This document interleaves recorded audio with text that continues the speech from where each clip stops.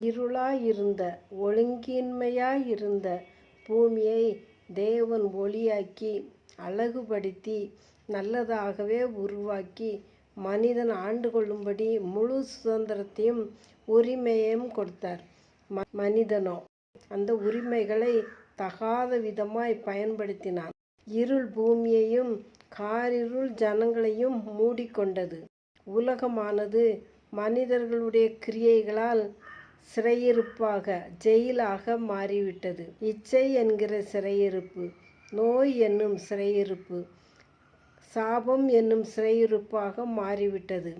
இதில் ஏதோ ஒரு சிறையிருப்பில் தவித்து கொண்டிருப்பவர்களை பார்த்து மனதுருகுகிற ஆண்டவர் சொல்கிறார், சிறையிருப்பில் இருக்கும் மனிதனே, நம்பிக்கையுடைய உனக்கு பாதுகாப்பாய் விடுதலையாய் அரணாய் இருக்கும் கோட்டையாகவே இருக்கும் என்னிடத்தில் திரும்பு. நீ எந்த சிறையிருப்பில் இருந்து கஷ்டப்படுகிறாயோ அந்த சிறையிருப்பிலிருந்து விடுவிப்பதோடு அந்த சிறையிருப்பில் இருக்கும்போது நீ இழந்து போன எல்லாவற்றையும் 2 மடங்காக திருப்பி தருவேன். இன்றைக்கே தருவேன்.